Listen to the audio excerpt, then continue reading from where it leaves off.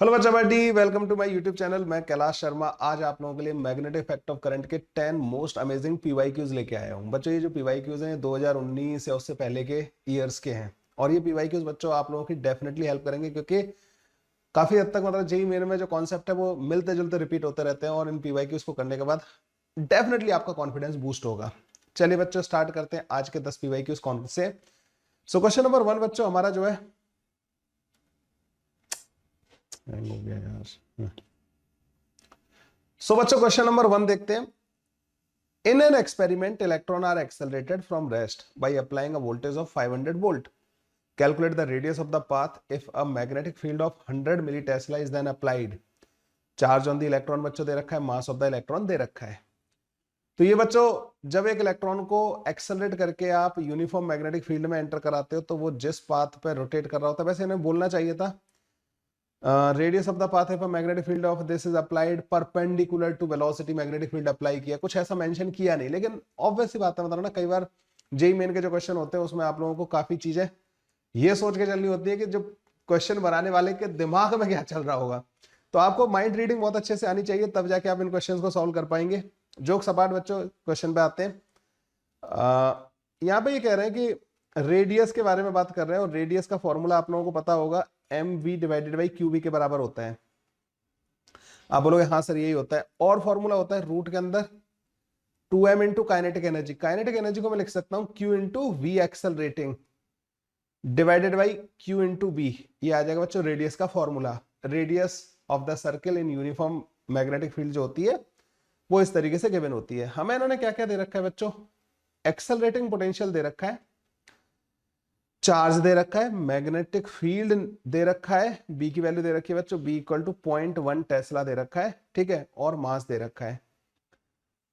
अब हमें करना क्या है बच्चों, यहां से इसमें बस वैल्यूज को पुट कर देना है। तो आर की वैल्यू आ जाएगी बच्चों रूट के अंदर 2m, m की वैल्यू बच्चों इंटू कर लो। अच्छा मैं इसको 9.1 को करीब करीब 9 लिख ले रहा हूं, ठीक है, 10⁻⁻31। एक चीज देख रहे हो बच्चों, नीचे जो Q है वो बेसिकली क्या करेगा, नीचे जो Q है ना बच्चों उसको हम यहाँ ले आएंगे, अंदर ले आएंगे। Q की वैल्यू बच्चों यहाँ पे आ जाएगी 1.6 इंटू 10⁻⁻19। एक Q कट जाएगा नीचे, और किसकी वैल्यू बच्चों B की वैल्यू, तो B का हो जाएगा स्क्वायर, तो ये हो जाएगा 10⁻⁻2। एक्सेलरेटिंग पोटेंशियल बच्चों 500 के बराबर दे रखा है। कुछ ऐसा बनेगा बच्चों हमारे पास ना। अब अगर आप इसको देखो, देखो ये बन जाएगा 1000, मतलब 10⁻3। ये नीचे से 10⁻21 ऊपर आएगा, 10⁻3 ऊपर ऑलरेडी है तो 10 हो जाएगा 24। अच्छा इस पॉइंट को भी एडजस्ट कर लेना बच्चों, 22 लेके आना ऊपर, तो 10⁻25, और ये बन जाएगा बच्चों कुछ ऐसा रूट के अंदर 9 डिवाइडेड बाई 16 इंटू 10⁻⁻6 बन जाएगा, which comes out to be 3/4 into 10⁻⁻3 meter. Okay इतना आ जाएगा बच्चों रेडियस। तो रेडियस की वैल्यू आ जाएगी या आप इसको लिख लो 0.75 या 7.5 इंटू 10⁻⁻4 मीटर। तो ये बच्चों इसका आंसर हो जाएगा। ज्यादा कुछ था नहीं बच्चों इस फॉर्मूले में, ठीक है, बस फॉर्मूले को जो रेडियस वाला फॉर्मूला है उसको ढंग से लगाना था। डी ऑप्शन बच्चों हमारा इसका करेक्ट ऑप्शन आ जाएगा। जेईई मेन 2019 में ये वाला क्वेश्चन आया था, ठीक है। ओके ऐसे बच्चों इतनी कैलकुलेशन आप लोगों को देखने को मिलेगी। A paramagnetic substance in the form of a cube with side 11 centimetre, ये गलत है बच्चों ना, यहाँ पे डेटा ये 1 सेंटीमीटर था, ठीक है। तो एक paramagnetic substance in the form of the cube with side 1 centimeter has a magnetic dipole moment of this. When the magnetic intensity of this is applied, its magnetic susceptibility is। बच्चों जो applied magnetic intensity होती है ना उसे बोलते हैं हम H vector. Okay intensity of magnetization जो होता है ना उसको लिखते हैं आई वेक्टर। आई वेक्टर जो होता है ना बच्चों वो जाई एम इंटू एच वेक्टर के बराबर होता है। ये होता है रिलेशन जो एक्सटर्नल अप्लाइड मैग्नेटिक इंटेंसिटी है और जो इंटेंसिटी ऑफ मैग्नेटाइजेशन जितना वो मैग्नेटाइज हुआ है, ठीक है, उनमें बच्चों ये रिलेशन होता है। आई का एक फॉर्मूला और होता है बच्चों, आई जो होता है ना वो magnetic dipole moment per unit volume होता है। हमें यहाँ पे बच्चों मैग्नेटिक डायपोल दे रखा है और वॉल्यूम के लिए हमें क्यूब की जो है साइड लेंथ दे रखी है, तो आई जो आ जाएगा ना बच्चों वो हमारे पास 20 इंटू 10⁻⁻⁶। वॉल्यूम जो आएगा ना बच्चों 1 सेंटीमीटर का पावर 3 कर देना, तो 10⁻⁻⁶ आ जाएगा। तो आई बच्चों हमारे पास 20 के बराबर आ रहा होगा। इन्होंने हमसे ससेप्टिबिलिटी पूछा है, मतलब जाइएम की वैल्यू पूछ रहे हैं, मैग्नेटिक ससेप्टिबिलिटी पूछा है ना, तो जाइएम जो होगा ना वो आई डिवाइडेड बाई एच के बराबर हो जाएगा बच्चों। तो जाइएम comes out to be I which is 20, H बच्चों जो कि 60 इंटू 10⁻³ के बराबर है, तो जाइएम बच्चों हमारे पास 3.3 इंटू 10⁻⁻⁴ के बराबर आ जाएगा। ठीक है, this will be the susceptibility in this case. ये बच्चों इसका सॉल्यूशन आ जाएगा। तो मैग्नेटिक प्रॉपर्टीज ऑफ मटेरियल का बढ़िया क्वेश्चन था ये, उम्मीद करता हूं आप लोग इसको समझ गए होंगे। ये सारे फॉर्मूलाज बच्चों, अगर आपको ये समझ में नहीं आया तो आपको इसका वीडियो देखने की जरूरत है, ठीक है, जो कि ऐप में मिलेगा। डी ऑप्शन बच्चों इसका करेक्ट आ रहा है, ठीक है, D option 3.3 into 10⁻⁴ is the correct option. Let's move to the next question बच्चों। The reason between y = 0 and y = d contain a magnetic field. y = 0 and y = d contain a magnetic field b = b z cap. सो बच्चों जितना मुझे यहाँ पे अभी तक समझ में आया, एक मैग्नेटिक फील्ड वाला रीजन इन्होंने दिया है हमें, और वो रीजन जो है बच्चों कहां से कहां तक है, y = 0, ये y = 0 हो गया, और y = d बच्चों ये हो गया। ठीक है, इस वाले रीजन में मैग्नेटिक फील्ड दे रखा है उन्होंने बाहर की तरफ, देखो बी जेड कैप दे रखा है ना, बाहर की तरफ दे रखा है। ठीक है, a particle of mass m and charge Q enter the region with the velocity of this, I cap direction में इसकी वेलोसिटी है। d की वैल्यू बच्चों जो दे रखी है ना, इस रीजन की जो विड्थ दे रखी है ये mb डिवाइड बाई 2q भी दे रखी है। तो बच्चों m मास का पार्टिकल v वेलोसिटी से q चार्ज वाला मैग्नेटिक फील्ड b में जब एंटर करता है तो वो r रेडियस के सर्कल में घूमता है, और r जो होता है ना वो mb डिवाइड बाई qb के बराबर होता है। मुझे यहाँ पे समझ में आ रहा है कि जो r ये d जो दिया है ना इन्होंने, वो हमें r/2 के बराबर दिया है। ठीक है भाई, d जो दिया है हमें r/2 के बराबर दिया है। The acceleration of the charge particle at a point of its emergence at the other side. इस वाले क्वेश्चन में अगेन बच्चों ये जेई मेन वालों ने जब ये क्वेश्चन बनाया ना, तो इसमें उन्होंने अपना दिमाग रख दिया साइड में, मतलब ना भाई तुम क्वेश्चन बना रहे हो तो आप ये तो बताओ पार्टिकल एंटर कहां पे कर रहा है, तो वो कुछ मेंशन नहीं किया। तो यहां पे बच्चों एक चीज और होनी चाहिए, from origin, enter eight origin या एट ऑरिजिन होना चाहिए था। ठीक है, यहां पे ये चीज होनी चाहिए थी कि ऑरिजिन पे एंटर कर रहा है, तो आप पार्टिकल को यहां से एंटर करवाओगे। ठीक है, अब मतलब वही देखो, उन्हें लग रहा होगा कि ऑरिजिन से एंटर करवा देना है, बच्चा भी अपने आप को मान लेगा इस चीज को, क्यों मान लेगा बच्चा। ठीक है बच्चों, जब ऑरिजिन से एंटर कर रहा होगा ना, तो इसका जो सेंटर आएगा ना बच्चों, वो कहीं ना कहीं यहां पे जाके आएगा। इसका जो सेंटर होगा वो इस जगह पे आएगा, इस जगह पे आर डिस्टेंस पे ना। आपको पता होना चाहिए कि इस पे जो मैग्नेटिक, अच्छा ये एक गलती और है इसमें बच्चों, एक गलती और है। अब ये शायद मेरे ऑपरेटर ने किया है, कहां पे ये पता नहीं लगा मेरे को ना। ये जो बी वेक्टर है ना बच्चों, ये अगर बाहर की तरफ है तो इसमें फोर्स नीचे की तरफ लगेगा, फिर ये नीचे की तरफ जाएगा, ये तो उस रीजन में घुसेगा ही नहीं। ठीक है, तो ये भी गलती थी। तो या तो ये यहाँ पे बी वेक्टर जो है माइनस का बी जे कैप दे रखा होगा, मतलब मैग्नेटिक फील्ड अंदर की तरफ होना चाहिए। मतलब हमें गलत क्वेश्चन में देखो, अच्छा बच्चों इसमें एक चीज और हो जाती है कई बार ना, ये आर्गुमेंट नहीं चल पाते इनमें ना, लेकिन बाद में तो खैर करेक्शन करने लग गए थे, लेकिन हमें फिर अपना दिमाग लगाना है ऐसे क्वेश्चन में ना, कैसे क्या पूछा होगा। इसमें गलतियां तो है, उन्होंने पोजीशन नहीं बताई कहां से चार्ज एंटर कर रहा है। ठीक है, तो मैं तो कहीं से भी एंटर कराऊंगा, अलग अलग आंसर आएंगे फिर इसके। तो इन्होंने मतलब ये दो चीजें आपको इसमें कंसीडर अपनी तरफ से करनी पड़ेंगी, मैग्नेटिक फील्ड अंदर की तरफ मानना पड़ेगा, तब जाके बच्चों ये इस वाले सर्कल में ऐसे करके घूम के जा रहा होगा, यहां से ऐसे, यहां से निकलेगा बाहर। तो जब यहां से बाहर निकल रहा होगा, इस जगह पे इसका जो एक्सेलरेशन होगा वो पूछा है इन्होंने। तो एक्सेलरेशन तो तुम्हें पता है सेंटर की तरफ होगा, और इसका सेंटर किधर की तरफ है बच्चों, क्योंकि सर्कुलर मोशन कर रहा है ना, तो इसका एक्सेलरेशन बच्चों इधर की तरफ आएगा। ठीक है, तो एक्सेलरेशन का एक्स कंपोनेंट नेगेटिव होगा और वाई कंपोनेंट पॉजिटिव होगा। एक्स कंपोनेंट नेगेटिव कहां दे रखा है, यहां दे रखा है, आई कैप नेगेटिव दे रखा है ना यहाँ पे, और कहीं नहीं दे रखा है आई कैप नेगेटिव।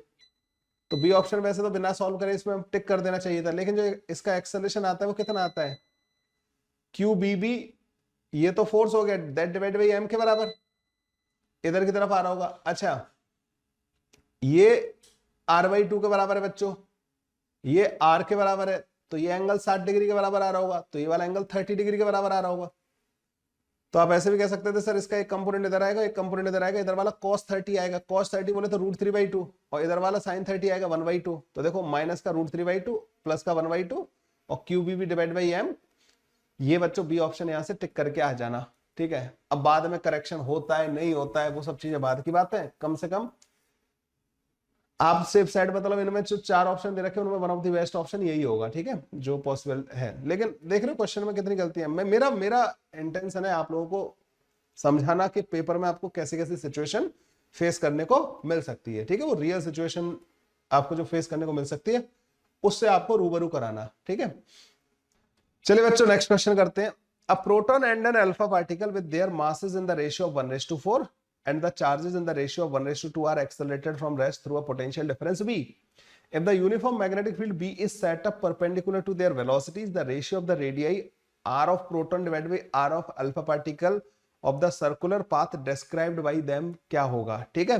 यहाँ पे हमें 4 ऑप्शन दे रखे हैं। इस तरीके के क्वेश्चन बहुत आते हैं, मतलब ना इस तरीके के।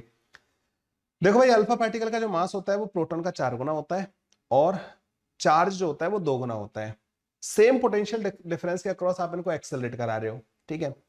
रेडियस ऑफ द सर्किल का जो फॉर्मूला होता है आप लोगों ने देखा होगा वो mv डिवाइडेड बाई qb होता है, ठीक है। लेकिन बच्चों हमेशा ये फॉर्मूला यूज नहीं करना होता, हमें ये देखना होता है कौन सी चीज है जो यहाँ पे सेम दे रखी है। तो एक्सेलरेटिंग पोटेंशियल सेम दे रखा है। mv को आप लिख सकते हो रूट के अंदर 2m into kinetic energy divide by q into B. Kinetic energy जो होती है ना बच्चों वो चार्ज इंटू एक्सेलरेटिंग पोटेंशियल के बराबर होती है। तो रूट के अंदर 2m into q into V accelerating divided by q into B. तो रेडियस जो आ जाएगी ना बच्चों हमारे पास वो कुछ ऐसे आ जाएगी 1/b रूट के अंदर 2m into V accelerating divided by q के बराबर आ जाएगी।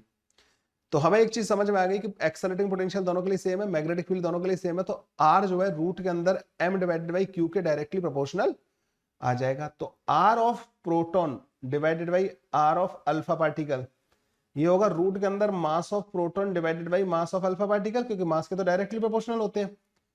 q of alpha particle divide by q of proton. जब आप वैल्यू पुट करोगे बच्चों तो अल्फा पार्टिकल का मास 4 गुना होता है तो ये 1/4 हो जाएगा, और चार्ज ऑफ अल्फा पार्टिकल 2 गुना होता है। तो बच्चों 1/√2 हमारे पास इसका आंसर आ जाएगा। मेरे ख्याल से कोई परेशानी यहां तक आपको आएगी नहीं, ए ऑप्शन बच्चों इसका करेक्ट ऑप्शन हो जाएगा, ठीक है। इस तरीके से बच्चों हम रेडियस वाले रेशियो वाले जो क्वेश्चन है उनको हम कर पाएंगे। Let's move to the next question बच्चों। A 10-meter long horizontal wire extends from northeast to southwest. It is falling with a speed of 5 meters per second at right angle to the horizontal component of the Earth's magnetic field of this. The value of the induced EMF in the wire is. बच्चों ये question गलती से EMI का आ गया है यहाँ पे ना, लेकिन इसका सॉल्यूशन तो मैं आप लोगों को बता दे रहा हूँ ताकि आप लोगों में से जिन लोगों ने EMI पढ़ रखी हो उनको कोई परेशानी ना आए इस वाले में ना।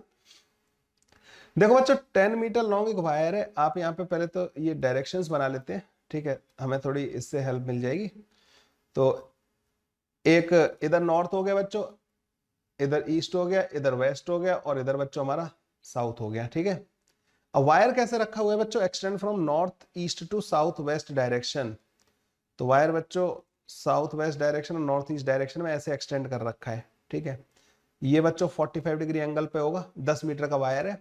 It is falling with a speed of 5 metre पर second at right angle to the horizontal component of the earth magnetic field. Horizontal component of the earth magnetic field किधर से किधर की तरफ होता है बच्चों? Horizontal component of the earth magnetic field south से नॉर्थ की तरफ होता है, ठीक है। ये BH हो गया।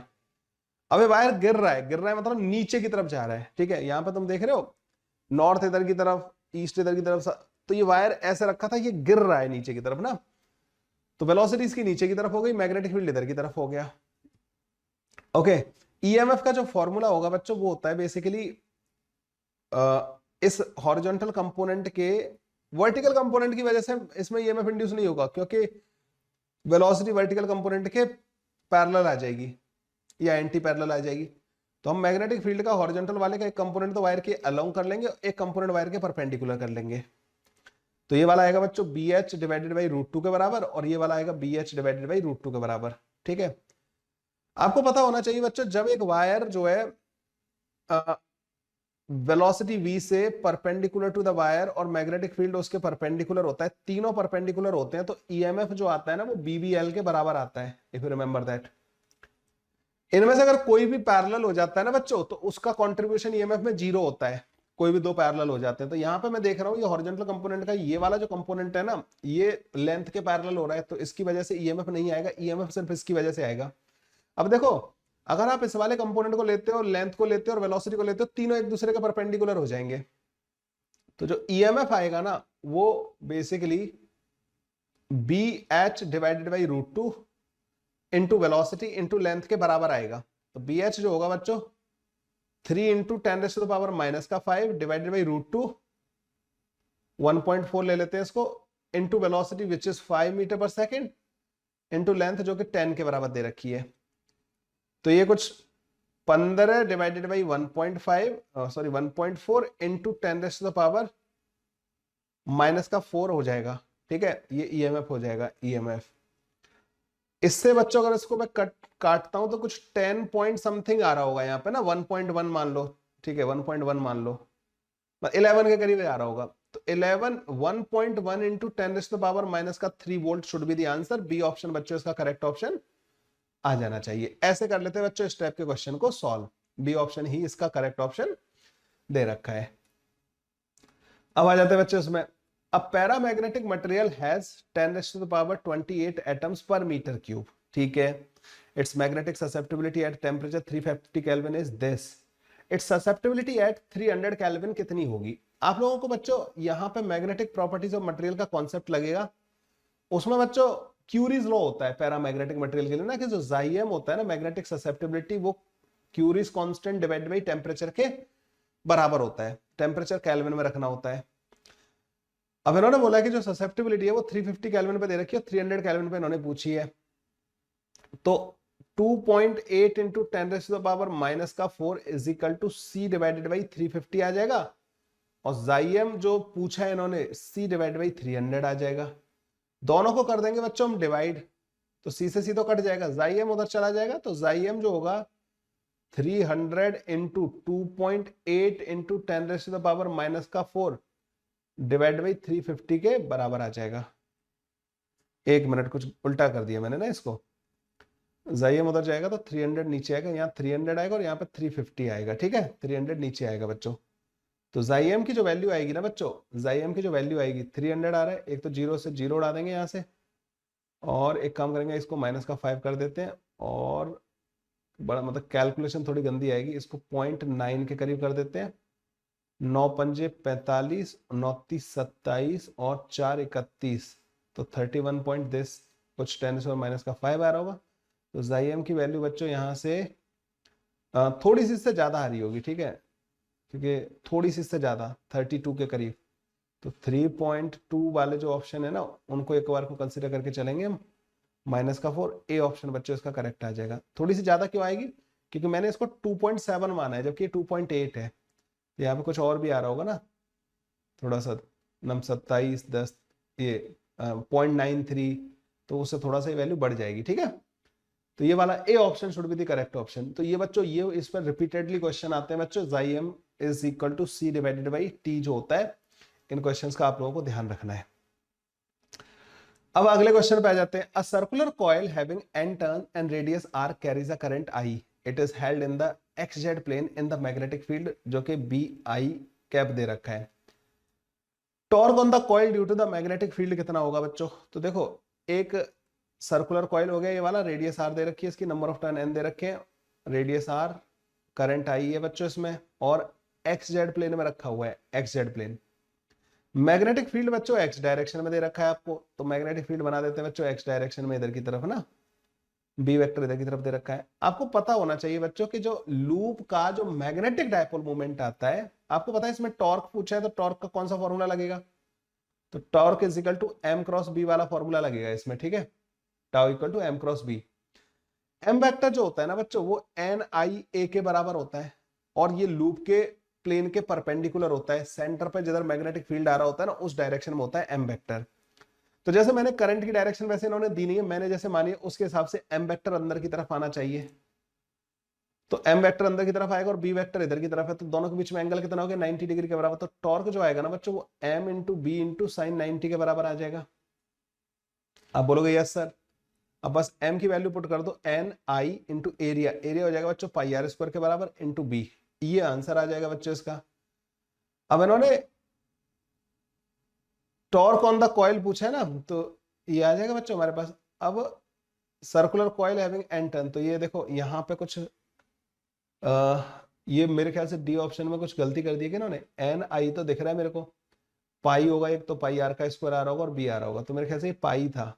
ठीक है, तो यहाँ से बच्चों डी ऑप्शन शायद इसका करेक्ट ऑप्शन आना चाहिए। Yes, D option correct they रखा है। ठीक है, उसमें थोड़ी सी मिस्टेक है बच्चों, उसको सही कर लेंगे। एन आई पाई आर का स्क्वायर इंटू बी के बराबर हमारे पास इसका मैग्नेटिक मतलब टॉर्क आ जाएगा। तो ये एम क्रॉस बी वाले फॉर्मूले का यूज हो गया। ओके, इजी आते हैं जेई मेन के क्वेश्चन ना, इतने डिफिकल्ट नहीं आते। अब आ जाते हैं बच्चों एक क्वेश्चन बार मैग्नेट का था। Two magnetic dipole X and Y are placed at a separation D with their axis perpendicular to each other. The dipole moment of y is twice that of x. तो y का जो magnetic moment है ना बच्चों वो x वाले का 2 गुना है। ठीक है, तो इसका अगर मैग्नेटिक मोमेंट m है तो इसका मैग्नेटिक मोमेंट बच्चों 2m के बराबर है, लिखा हुआ भी है m और 2m। ठीक है, the dipole moment this, a particle of charge q is passing through their midpoint p at an angle 45 degree with the horizontal line as shown in the figure. What would be the magnetic force on a particle at the instant d is much larger than the dimension of the dipole? बच्चों जब भी एक particle के ऊपर force की बात करते हैं ना, मैग्नेटिक फोर्स की, तो वो होता है Q V vector cross B vector के बराबर होता है। ठीक है, ये होता है बच्चों मैग्नेटिक फोर्स जब एक चार्ज पार्टिकल मूव कर रहा हो। तो यहाँ पे बच्चों जो चार्ज पार्टिकल है वो यहाँ पे दे रखा है इस तरीके से, इधर की तरफ 45 डिग्री एंगल पे जा रहा है। एक काम करेंगे बच्चों, इस जगह पे मैग्नेटिक फील्ड लिखेंगे। किन का मैग्नेटिक फील्ड? इन दोनों का। देखो इस वाले का तो ये एक्सियल पॉइंट है तो इधर की तरफ आएगा, और दूसरे वाले के लिए बच्चों ये इक्वेटोरियल पॉइंट है तो उसका मैग्नेटिक फील्ड इधर की तरफ आएगा। ये जो मैग्नेटिक फील्ड आएगा वो 2 times mu naught divide by 4 pi M divided by D by 2 की पावर 3 के बराबर आ जाएगा।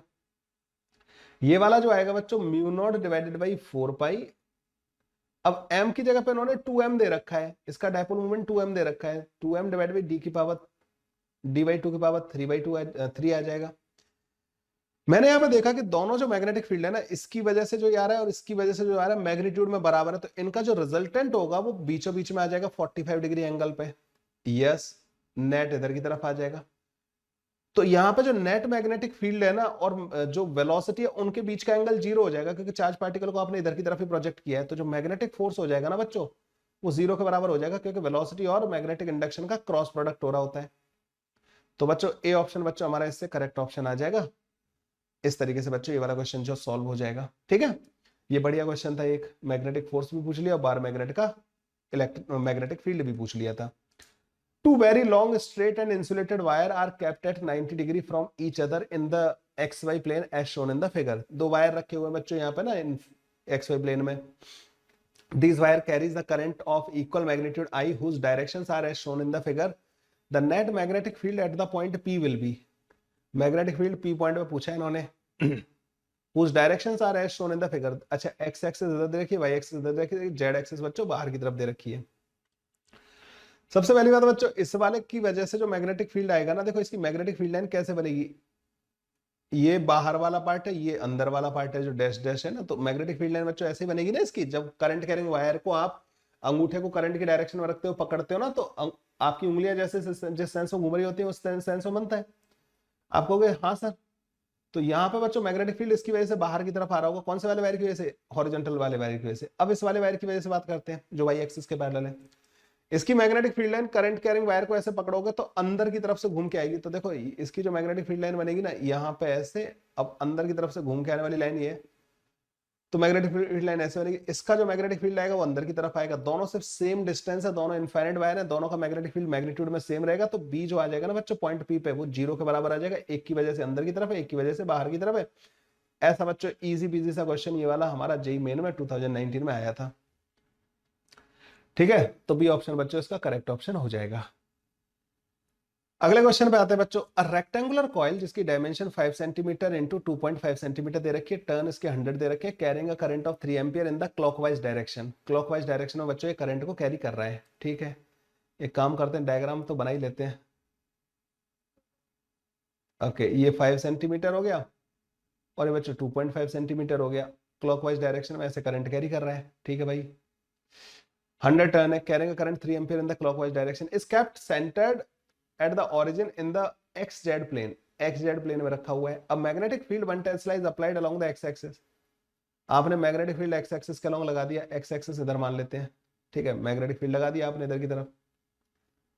If the coil is tilted through an angle of 45 degree about the z axis, अच्छा z axis भी बना ही लेते हैं बच्चों, z axis ये हो गई, x z प्लेन में रखा हुआ था ना ये, तो x axis ये हो गई आपकी, z axis हो गई, तो ये x हो गया, ये z हो गया। इसको z axis के about 45 डिग्री से टिल्ट कर दिया, then the torque on the coil. देखो बच्चों, अभी इसका जो डायपोल मूवमेंट था ना वो अंदर की तरफ था, मैग्नेटिक डायपोल मूवमेंट ना अंदर की तरफ था। अच्छा, मैग्नेटिक डायपोल मूवमेंट के बारे में क्यों बात कर रहे हैं? टॉर्क ऑन लूप जो होता है ना बच्चों, वो m क्रॉस b से गिवन होता है, मतलब m क्रॉस b से कैलकुलेट करते हैं। m होता है डायपोल मोमेंट और b होता है मैग्नेटिक इंडक्शन। तो इसका बच्चों जो m वेक्टर था ना वो अंदर की तरफ था, b वेक्टर ऐसे हॉरिजॉन्टल था, लेकिन जब आपने इसको 45 डिग्री रोटेट कर दिया तो m वेक्टर जो अंदर की तरफ था वो भी 45 डिग्री रोटेट कर जाएगा। अब angle between m vector and b vector जो हो जाएगा ना बच्चों, 45 डिग्री के बराबर रह जाएगा। 45 पहले 90 डिग्री था, m वेक्टर अंदर की तरफ था, b वेक्टर राइट साइड में था, दोनों के बीच का एंगल m और b के बीच का एंगल 90 डिग्री था। अब आपने उसको 45 डिग्री घुमा दिया तो लूप के साथ साथ लूप के परपेंडिकुलर प्लेन के परपेंडिकुलर रहता है m वेक्टर, तो m वेक्टर भी बच्चा 45 डिग्री घूम जाएगा, तो m और b के बीच का एंगल 45 डिग्री हो जाएगा। तो टॉर्क जो आएगा ना वो mv sin 45 डिग्री के बराबर आ जाएगा। तो टॉर्क की वैल्यू लिखनी है, m होता है बच्चों n जो कि 100 के बराबर दे रखा है, i जो कि 3 एम्पियर के बराबर दे रखा है, एरिया एरिया जो है बच्चों इसका 5 × 25 ये हो जाएगा 12.5 सेंटीमीटर का स्क्वायर, तो मतलब 10⁻⁻4 से मल्टीप्लाई कर देना। b की वैल्यू बच्चों 1 टेस्ला के बराबर दे रखी है और sin 45 होता है 1/√2 के बराबर, ये बन जाएगा बच्चों हमारे पास, ठीक है। बहुत गंदा गंदा सा एक्सप्रेशन बन गया। तो टॉर्क की जो वैल्यू आ जाएगी ना बच्चों हमारे पास वो आ जाएगी 5 × 15 12 × 36 और 37 37.5 × 10⁻⁻2 डिवाइडेड बाई √2 1.4 के करीब ले लेते हैं इसको। तो टॉर्क आ रहा होगा बच्चों, यहाँ से इसको देखो डिवाइड करो, इसको उड़ा देते हैं पहले ना, तो दुनिया 28 9 95 इंटू 10⁻⁻2 कुछ ऐसा ऑप्शन कुछ दिख रहा है क्या? यस, डी ऑप्शन बच्चों हमारे पास करेक्ट ऑप्शन आ जाएगा। यहाँ से इसको सॉल्व करके आगे बच्चों डी ऑप्शन। तो ये थे बच्चों 10 क्वेश्चन। मेरे ख्याल से आप लोगों को एक बेटर आइडिया लगेगा कि पेपर में आपसे किस तरीके का कंटेंट पूछा जाने वाला है। तो आप लोग बच्चों इन क्वेश्चंस को करते रहिएगा। पीडीएफ डाउनलोड कर लेना बच्चों इसका पूरा, मैंने पीडीएफ जेईई मेन के और भी क्वेश्चन जो प्रैक्टिस के लिए आपको चाहिए वो सारे के सारे डिस्क्रिप्शन में अपलोड कर रखे हैं। वीडियो पसंद आए बच्चों लाइक शेयर सब्सक्राइब करना मत भूलिएगा। अपने दोस्तों को भी शेयर कर सकते हैं जिससे कि उनको भी पता लगे कि हाँ भाई जेईई मेन की प्रिपरेशन आप लोग जो है बिना कोचिंग जाए इस चैनल से भी कर सकते हो। इस चैनल पे आपको इतना कंटेंट मिल जाएगा कि अगर आप में से किसी बच्चे ने उस पूरे कंटेंट को सॉल्व कर लिया और मेरे वीडियोस को देख लिया, सॉल्यूशंस देख लिए, करने के बाद सॉल्यूशन क्वेश्चन खुद से ट्राई करने के बाद सॉल्यूशन देखने, तो आप लोगों को कोई नहीं रोक सकता आपकी मनपसंद परसेंटाइल लाने से जेईई मेन एग्जाम में। चलिए बच्चों मिलते हैं नेक्स्ट वीडियो में, तब तक के लिए बाय बाय, टेक केयर।